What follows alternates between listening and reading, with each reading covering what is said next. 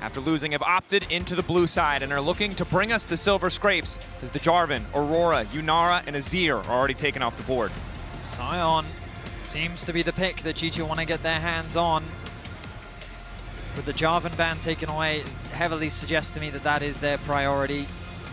Question is, will Top Esports look to remove it with the Aatrox gone as well? Feels like some of the good answers. Yeah, and that Mordekaiser is screaming the priority on the Sion. Yeah, I mean, once Trundle has gone from Fearless, it is just everybody looking at those mega tanks. Sion, the premier one. Will TES be okay giving it over and looking for their counter? It's a very good question. Still a lot of top laners. Okay, so this means Talia's now open as a first pick, something that we've seen consistently banned away from Top Esports. And I think due to a lot of the more creative jungle picks, we have an unusual amount of solid junglers within the meta still available. You highlighted Jarvan being banned. Pantheon, a champion that's dropped a lot in priority, but is still on the table. What will that first pick be? Cheeky Draven hover. No, whoa! Draven first. I mean, we talked about how lane priority is important, but to lock in Draven first pick, wow. We were also saying we wanted more proactive gameplay. We are going to get it here. Draven instantly, and remember, you can lane swap the Draven up to the top side to go 1v1 with a lot of top laners. I really do love the Ziggs response, though. It's a very safe, good wave clear. I would prefer the... Okay, I'm a little surprised to see them shift in this direction just because I felt like Ziggs was such a safe option in response. Zyra Khan likely going to be the lock-in for Top Esports as they get themselves, at the very least, a strong bot side. Jackie's most played champion in Split 3. But obviously, the Ziggs felt like the safer pick. Instead, it seems like Comfort is the name of the game. Excellent engage, obviously relative safety once you get past that level 6. But G2 really the team where we need to see more to understand the confidence in this blue side Draven first pick. I mean, I just feel like you didn't need to be much more proactive. In the games where we have seen them sit back and be fairly slow, it has not looked great at Worlds. And so this is a look that I think is much better for them. You get Nico, that is guaranteed action. Nico Draven here, so much power. The Poppy that we were talking about and has been left up is locked in. BrokenBlade used this to solo kill Bin as the top lane Poppy. It could be, you know, flexed to jungle as well currently for SkewMod, so they're keeping that alive. Yeah, I'm expecting it in the jungle. There's no way they voluntarily pick a Vi into a Poppy, though. That would be quite the surprise. Neferi makes a ton more sense. And Neferi, of course, Kanavi not afraid to play the AD assassins in the jungle. Zed, the one that comes to most people's minds, but was extremely proficient on this champion as well. All right. Question is now, mid lane, I guess, becomes the focus as Cassio gets banned away from G2. A little surprised to see the Cassio ban come through. I'm trying to think what that could mean. Perhaps another... Talia to me. I mean, you mentioned it at the very beginning. Yeah, true. But I think the Talia priority could be very high, you know, banning that out as well. You imagine that would come through from G2's side, as Top Esports will be the first to lock in afterwards. Annie going to be the one to follow. So yeah, this mid lane is definitely the target from both sides. The thing is, if Top Esports do lock in Talia, G2 still have LeBlanc. So they might be waiting for the Talia or the LeBlanc ban on the side of Top Esports before committing. Okay, so there's the Talia ban. But then it brings to the question this idea of LeBlanc. I don't love Poppy LeBlanc as a jungle mid duo, but it is one of Cap's comforts and go-tos that we've seen so far at this World. Yeah. I'm really getting deep into Creme's champion pool. Annie, of course, a champion we've seen less of at Worlds, but was comfort for him. And the utility alongside an AD assassin jungler is usually, at least the very least, the conventional choice. Galio, also another champion who has been completely taken out of the pool because he was played top lane earlier in the series. So Creme's going to need to dig deep to find a solid angle here. The Yorick targeted towards 369, something he's shown a decent amount so far this year. Victor, I mean, I was just thinking to myself, is Victor, does it make sense here? I feel like it's a little slow for both sides, but with the mid lane pool going the direction that it has, it feels like that's just kind of one of the best options that you have. Scaling mid, mage, very safe, good wave clear. But the question is... I want to see that attack. Oh, wow. Okay. Syndra now the lock-in for Caps. Obviously a champion who can be really frustrating to lane against, considered incredibly vulnerable, but was buffed. 2 seconds off of the Scatter the Weak cooldown. Makes her a lot more of a threat. Showmaker himself, that was his biggest complaint as to why we didn't see the champion more. Caps may be feeling similarly as now the Ornn has come out too. I love this. Throwing down the Syndra, having some kill threat level 6 on this Victor. This champion with no dashes to its name, it puts a lot of extra emphasis on the mid lane matchup here because either of them could be prime gank targets, and trying to keep track of the Nico can get very difficult as well. You can hear the crowd getting excited of the prospect of 369's Gnar, something he's played a lot so far this year, and he's going to be bringing it out. I will say though, as good as it is in the matchup, I feel like G2's composition all kind of wants to do the same thing, hit the target that's in front of you, and with a Poppy, the ability to just remove someone from the equation, gain easy access onto the back line, and just their ability to start fights is definitely there. Whereas for top esports, they've kind of got a skirmishing jungler with a scaling mage, a proactive bot lane. I feel like top esports' comp, while it does have solid laners, kind of wants to do a few different things. I mean, yeah, honestly, I want to see G2 getting this Poppy, early ganks towards Syndra, early ganks towards the Draven as well. He's got options there to be very aggressive, go Hex Flash Poppy, and try and put out some pressure towards the bottom side of the map, and just tell BrokenBlade, you know, you're on farm duty up there, buddy. I know 369 Gnar is gonna be annoying, but you know, try and exert the jungle pressure to play off of Syndra and Draven. I think the other thing we have to consider is the potential for that AD swap to topside, because Gnar, while he is a ranged champion, that range is incredibly low at early stages of the game. And look, you've got an Ornn, you compare it with support, we've seen what it looks like when you just weather the storm and empower this Draven, right? Doggo gave the world the recipe, and we're going to need to see if G2 are going to replicate that, or perhaps how TES will respond.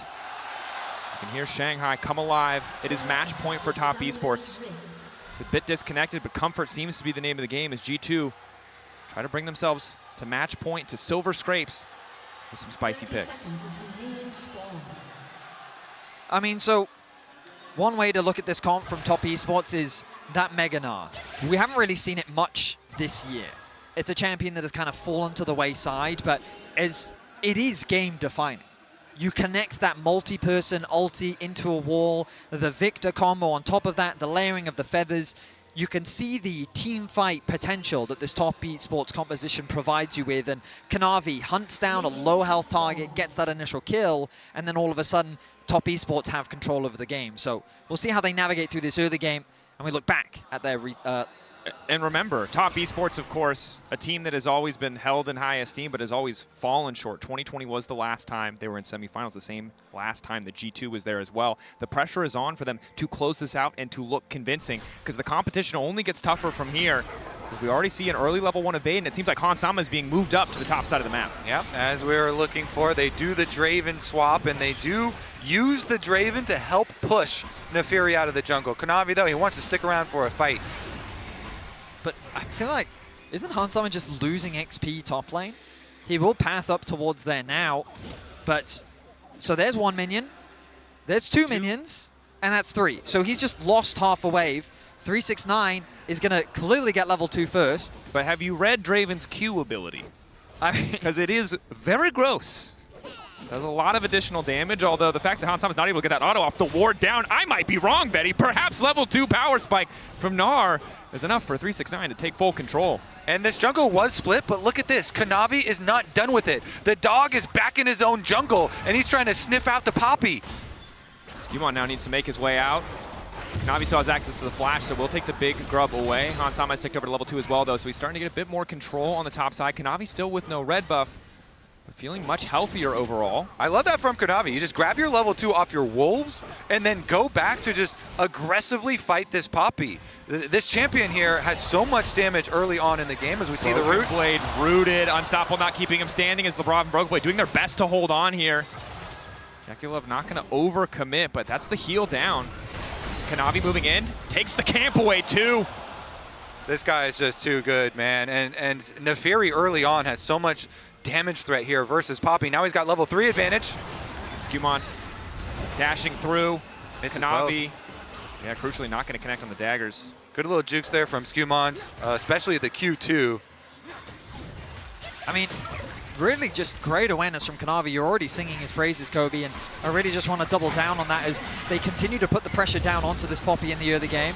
Kanavi coming to steal even more little Raptors. The daggers connecting this time, zoning SkewMod out of the jungle. And what started as a proactive level 1 in favor of G2 was incredibly well responded to by the side of TES. Yeah, using the early power of the Nefiri, and the roam over from Rakan just completely locks SkewMod out of his own jungle. Huge clap back here for TES. Creme getting some very nice trades in the mid lane as well, leveraging the early power that Victor provides. BrokenBlade finds himself isolated on the bot side of the map. Farm-wise and experience-wise, he's not in the worst spot. Still holds onto his flash for now after TPing back into lane.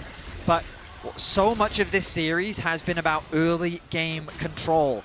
And G2 wanted to get off to an early game lead. They wanted to deny camps away from Kanavi. They wanted to isolate 369 and HansSama to allow for this Draven to ramp up, but that has not gone the way of G2 whatsoever. Kanavi, with creative pathing and nice aggression, gets his team an early lead. He wants to go protect his Krugs as well here, so as SkewMod was able to take away second spawn of Raptors, he knows it's too dangerous to stick around again at those Krugs. And Kanavi, again, will be able to defend it and pick it up. Hung as well has come over to help out as far as the 2v2 goes here for 369 to allow him to safely pick up the cannon wave. But a really solid start for the side of TES. You highlighted it so well. Making the most of the bot lane 2v2 advantage, getting Cryo, really shutting SkewMod down. Long taking a bit more damage than anticipated, but we'll heal it back up with the Gleaming Quill, and the map state definitely heavily favoring TES at this point in the game. I mean, the good news for SkewMod is that catch-up XP in the jungle is a very powerful thing. He's going to make his way through his blue buff now, make his way towards the Wolves, and you can see the experience differential between the two junglers is not that significant, but of course, Kanavi still has all those bot camps to clear. And Kanavi also got a reset off, so you know, having the extra inventory here really helps out in clear speed and is going to allow him to clear out those camps you're talking about, plus then pressure for possible even early dragons for TES. Reset does come out for SkewMod though, after his Raptor camp, you would assume. So he tries to finish it up. Kanavi moving over. Double daggers, trying to take at least a few. SkewMod poked out a bit as he fishes for the angle on the heroic charge, but Kanavi will just walk right out. He's content. He's already got so many of his own camps, has some to return to if he so chooses. Yeah, I mean, he just can't be stopped. I just love the aggression that we're seeing from Kanavi, playing without fear. Even though his bot lane didn't even have that much prio, he's just like, hey, this Poppy really can't do anything to me.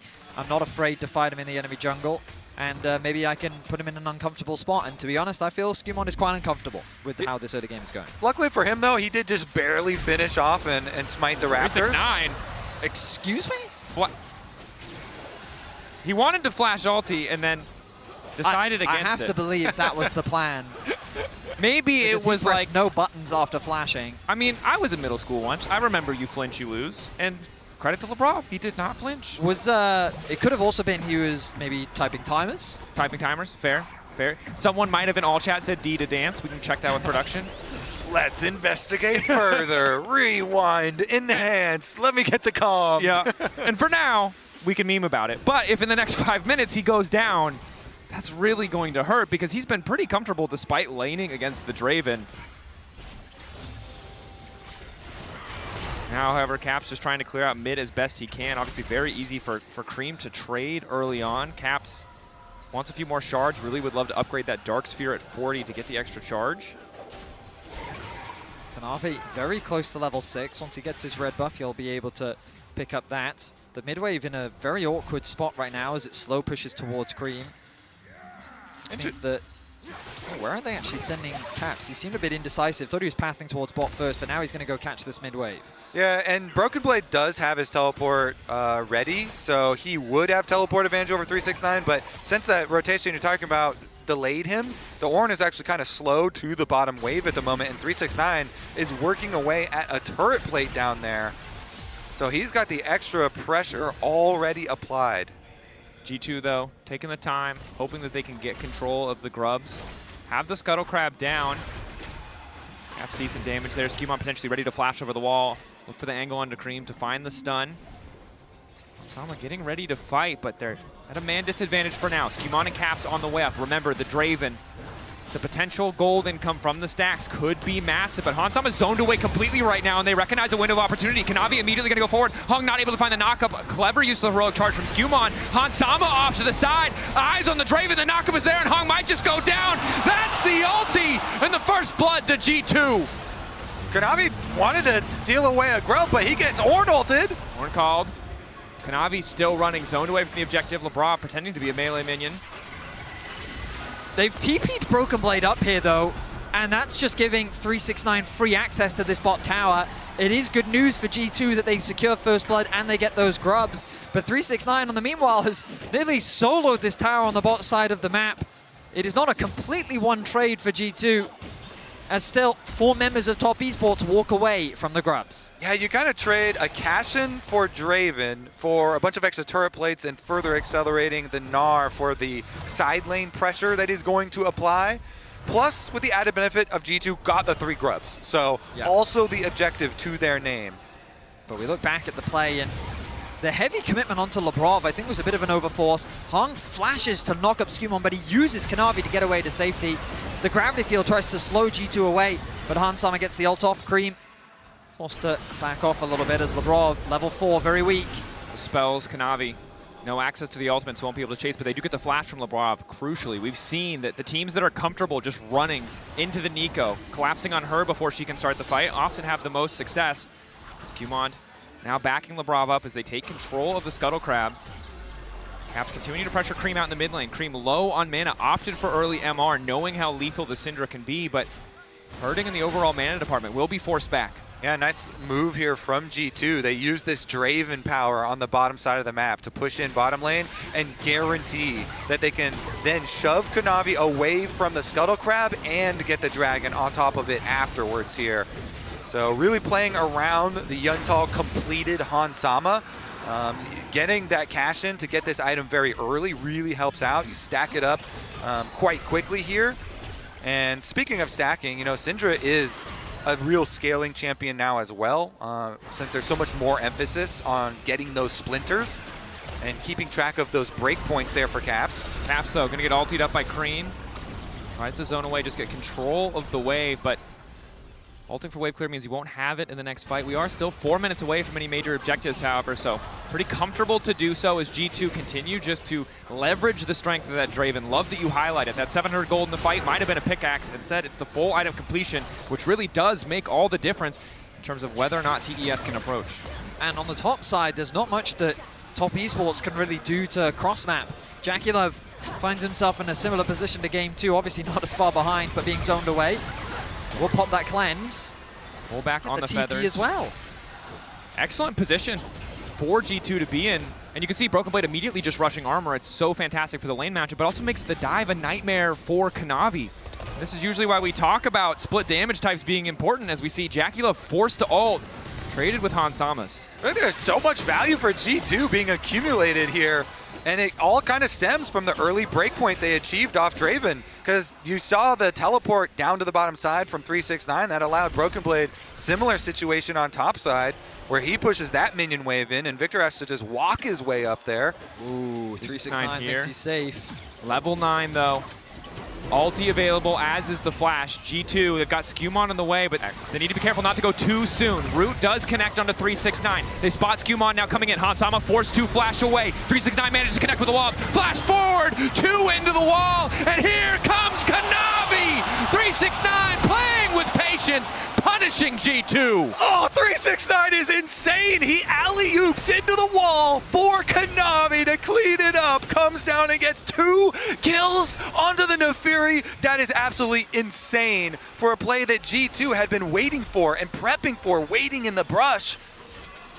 Excellent patience demonstrated by Top Esports, and getting that kill onto HansSama as well to try and slow this Draven down. Kanavi will pick up 2 kills. The superstar of this team being put in a position to carry is a great way for Top Esports to reclaim some control here in Game 4.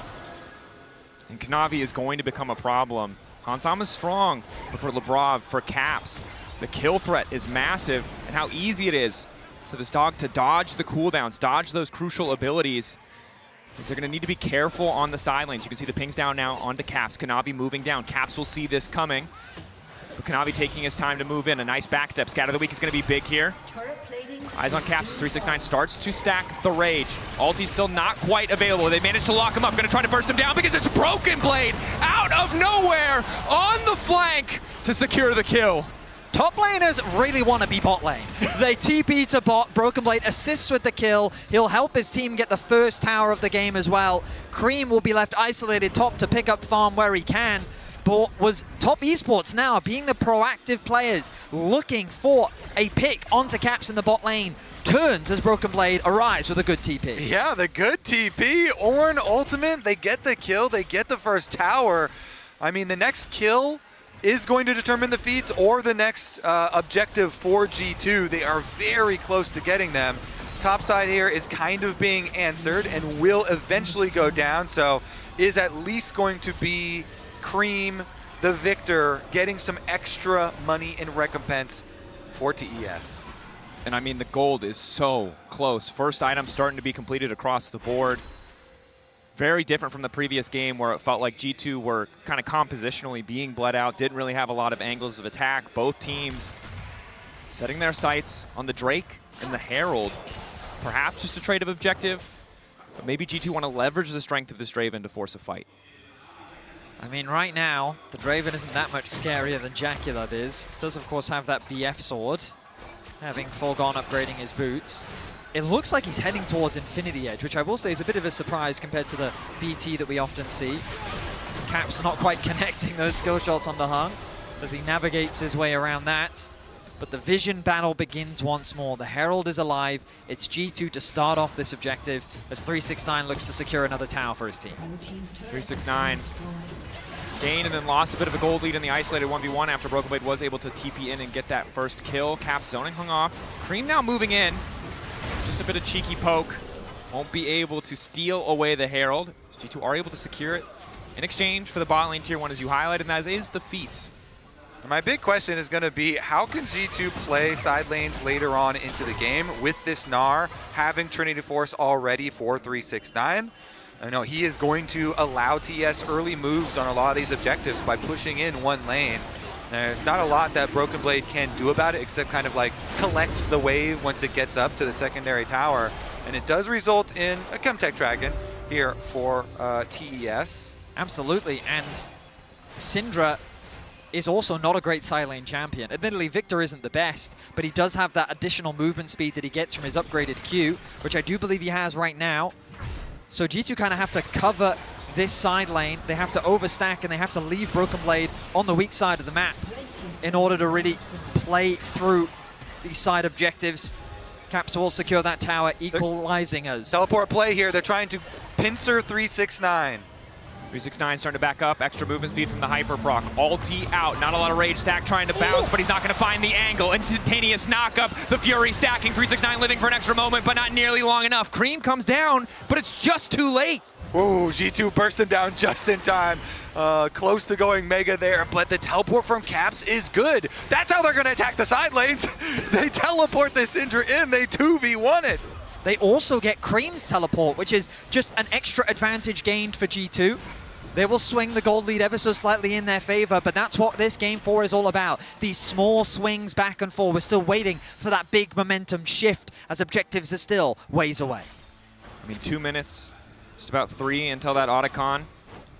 Usually the make or break point for so many of these games. Remember how important the flowers are, how important that experience could be for BrokenBlade on this Ornn. The items he's able to give out.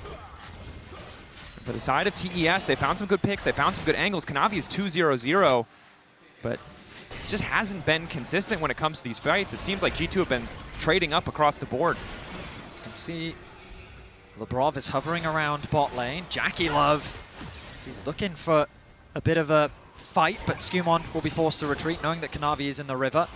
I've been keeping track of the gold, and HansSama is very close to his Infinity Edge. This minion wave should, in theory, be enough to get it for him. Wait, did he actually get that cannon minion? I'm going to say yes. I'm going to have to say yes as well. All right, he's going back to base, so I'm going to assume that he did. Empowered recall, and we should see the Infinity Edge now completed. So that's a big spike for the Draven. Yeah, his Yuntal is already fully stacked up, so he has the full crit from that, plus IE, very big power spike. 369 does slip away. Nice escape. Jackie stunned. An extra second as he tries to turn back onto Caps with the feathers, forcing the heal out. The additional movement speed takes him away, but now he needs to be scared of HansSama. They get the cleanse out from JackeyLove. It's a scary position for this Xayah to be in. There's a lot of things that he has to be cautious of. The root from Labrov, the stun from Caps, getting knocked into a wall by SkewMod, and then of course BrokenBlade's ultimate. He has to be very decisive around which one he uses his ulti in response to, as G2 will be gunning for JackeyLove in these fights. Yeah, and BrokenBlade with the massive armor stacking here. So Jackie's going into very early armor penetration for himself. G2, I like this move with the Rift Herald. They have extra pressure towards mid lane. So much threat. You can see the range of the Scout of the Week from Caps makes it so easy to poke out Kanavi. JackeyLove, shorter range, all things considered, so can't really walk up to that wave without risking his life, as he doesn't have the ulti. He doesn't have the cleanse, and you can see it's hurting. Knocked back into the wall onto Hung. Is forced to use the quickness. Taking his time on the blast cone as G2 remain laser focused on this mid wave. Kanavi waiting over the wall, but spotted out by Labrov, crucially. Look at bot lane though, Creme doing what he's been doing very well throughout this series, just playing through these side lanes, pushing out what waves he can, collecting farm to get that slight edge over Caps. While he is behind in gold, he holds on to the XP lead. Caps going to be a little late to go and catch this wave, as Creme is already back out on the map. And Caps has been stacking those splinters I was talking about pretty effectively. He's already past the 80 break point, and so he is almost at the 100 for the execution for his ultimate ability. It's not going to be ready for the Otacon fight, though. SkewMod's already started this objective. The TP early, used by 369. Both teams looking for a brawl. No control over the opposite side, Tribush from G2, but it seems like they are unconcerned, happy to just force the front to back. Hung on the flake. No quickness available, but he does have access to exhaust. 3K on the objective. G2 are trying to burn it down, but Kanavi's not having it. The Forge God called. BrokenBlade exhausted. Knocked out. G2 hand delivering the objective to the side of TES. 369 wants a bit more. The Hyper procs coming in. Scout of the Week pushing back TES, but G2 losing so damn much. Yeah, G2's hopes come crashing down as Otacon is stolen and they are killed in retreat. I saw 7 HP on that Otacon and Kanavi is able to get it. They also kill SkewMod, pushing him out. And it's Creme that gets the double kill as well. This Victor, a full level up over Caps, accelerating into the mid and late game. Top Esports, we were saying what will be the fight that really breaks this game open, and I think we just saw it. Top Esports now with a huge advantage here in Game 4. We take a look back at this fight, and again, as good as G2 looked before this, they make it look effortless for Kanavi. And they saw the flank from the Rakan as well around this side, and then the Victor puts so much pressure, so much damage out. Flashing in immediately, SkewMod trying to escape with his life, but he just burns down. And they could not clutch it. I think G2 just played way too fast. They funneled themselves into this narrow choke. We go back to live. 369 likely to fall here. Caps laying down a good bit of damage. They're going to give the cash out to HansSama, crucially. Big chunk of gold, 1,000 immediately into his pocket. I completely agree as far as the Otacon fight, though, Vedius. I mean, G2, they position themselves against this big wall. They kind of take away their own mobility options, and they put themselves into a very, very bad position. And they're the ones who start out the Otacon. The call must have been that they could, like, burn it down really quickly. Well, I think it's what Dracos was saying. The no ulti on Rakan is what I think they really wanted to exploit, which is why they weren't afraid of him being on the flank. But they just completely disrespected the damage that Creme can put down on a narrow choke point like that. And then for Kanavi to get that steal, maybe they even believed even if we lose members, as long as we get the objective, it'll be a worthwhile trade. But they lose the Otacon, they lose the fight. And Top Esports, I will say they had a 2K gold lead. That's disappeared, but that's just because HansSama did cash in. HansSama's printing money right now. He is causing massive inflation. This is all very misleading. But Drayflation. Yeah, Drayflation. The Coinbase gold grind. Obviously, the others is actually his passive gold. You can see he's already earned 1640 from it as Labrov looks like he might be caught out here. Chase coming in from Creme. Nice rocket belt to get him out to safety. Immediate knockback from SkewMod. But G2 don't really have an angle to push any further, just a trade of abilities. And Labrov able to walk away with his life. 369 coming in from the flank, though. Not going to be able to burn him down. That is one tanky Gnar. Kanavi there as well. Hong now has the ultimate waiting for the W from SkewMod. Excellent patience for the Poppy on G2. The TP is used by BrokenBlade. He's gotten involved in the fight. He has his ultimate, but he's hesitant to throw it out. Top Esports just playing with their food. I mean, health bar's just getting chipped away. The Feather Pull from JackeyLove, the Death Laser from Creme. Hopefully HansSama has enough lifesteal that he starts to heal back up, but neither side wants to pull the trigger on the engage. But they get the TP out from BrokenBlade, a big summoner spell. And we talked about how Top Esports, it feels like they have an easier time playing through these side lanes. And we're also seeing it in the experience. Top Esports pretty consistently in this series have just kind of been higher levels than G2, and it's because of how well they play through their side lanes, picking up what farm they can. But you look across the board, level advantage in favor of JackeyLove. He's very close to level 14. Creme with a full level over his counterpart. SkewMod 2 levels behind Kanavi, who's just been power farming on the Rift. And 369 in a similar position with a level up as well. And maybe taking the Otacon, all the experience it could have well. given G2, could have balanced the scales, but it's only put these solo laners further ahead when it comes to overall XP. As Labrov is pretending to be a melee minion. Wasn't very convincing, but thought it might work this time around. As TES, that Baron just a few seconds away. G2 Noah trying to get a bit more control. Labrov tries to read the dash over the wall, but Kanavi not caught out. As TES once again look to stifle control here, look to take away the vision of G2. Yeah, I mean, very tense game at the moment.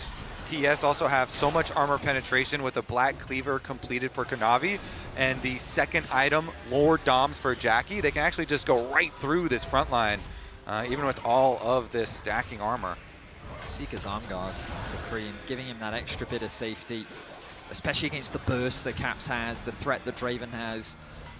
The 3-item Draven, something that I think Top Esports will be very wary of. A minute until Dragon, the Baron alive. The tension that you're talking about, Kobe. This is do or die. Top Esports. Ooh. Initially find Kanavi. Just a bit of poke. We'll just dash back. HansSama clearing out that vision. He's got to be very careful here. Kanavi has to wait, though. As long as SkewMod has access to that steadfast presence, it's really hard for TES to force a fight. Meanwhile, in the bottom lane, 369 shadowing, waiting to move back into the wave, matched up against Caps. He's not feeling too bad, but doesn't have too much MR to his name either, as G2 ready to fight over the Raptors. Will go the way of Kanavi as he continues to drain the jungle of Camps. Take what farm he can. He's going to look to take the red buff as well. But Caps has a cheat code. Can just scoop that one up for a few moments. They don't have damage though, so.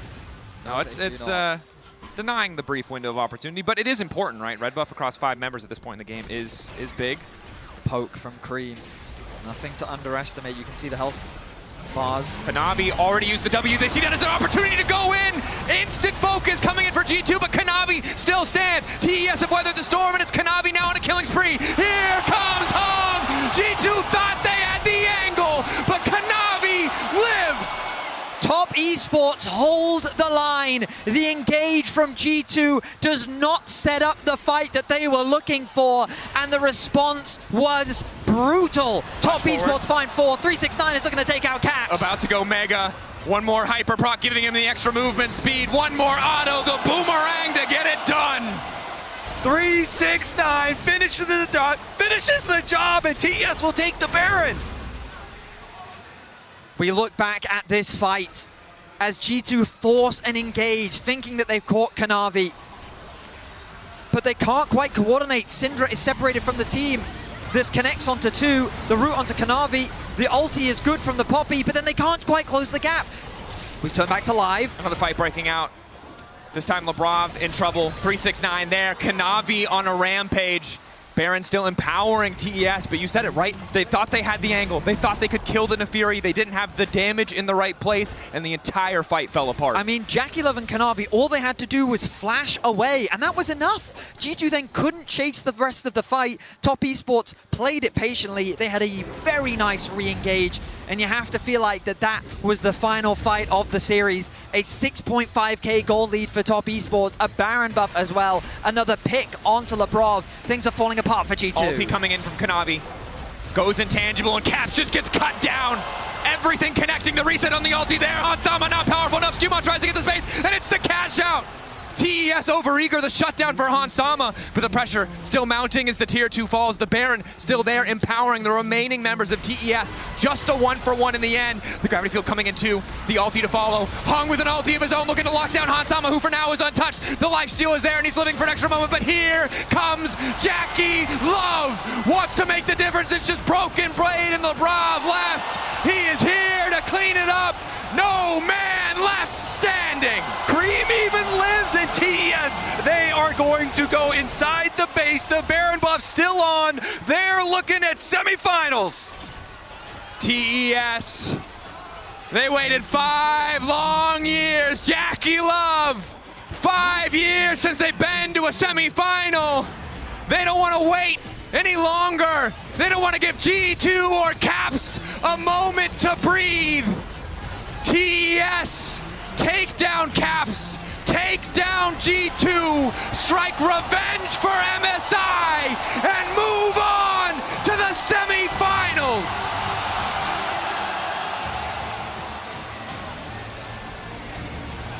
A single fight was all it took. Top Esports outperformed in the team fights.